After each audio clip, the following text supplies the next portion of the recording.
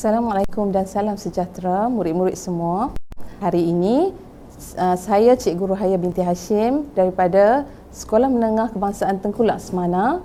Saya akan mengajarkan anak-anak murid semua mengenai pengekstrakan logam daripada bijihnya.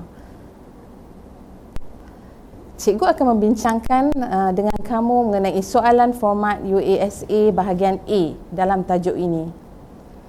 Okay, soalan yang pertama, murid-murid, kita akan lihat soalan yang pertama, bagaimanakah aluminium diekstrakkan daripada aluminium oksida? Okey, apa jawapan dia?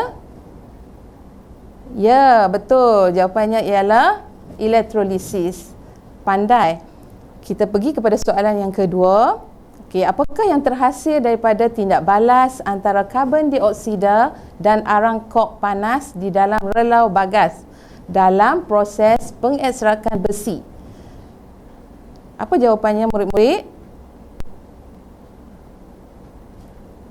Terbaik. Okey, jawapannya ialah karbon monoksida. Okey, kita pergi kepada soalan yang ketiga. Di sini kita ada persamaan perkataan berikut menunjukkan tindak balas kimia. Okey, M oksida bertindak balas dengan karbon menghasilkan M dan karbon dioksida. Apakah M? M ialah logam. Okey, murid-murid, apa jawapannya? Okey, pandai. Jawapannya ialah besi.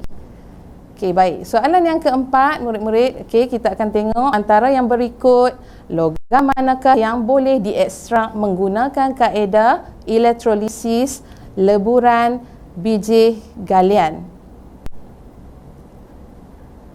Ya, pandai. Jawapannya ialah magnesium. Okey, kita pergi kepada soalan yang seterusnya, soalan yang kelima. Okey. Okey, rajah pertama menunjukkan proses pengekstrakan besi daripada bijih besi.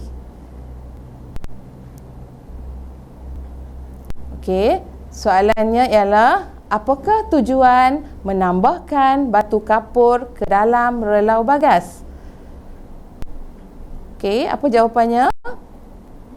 Okey, betul. Murid-murid, jawapannya ialah menyingkirkan benda asing dalam bijih besi untuk membentuk sanga.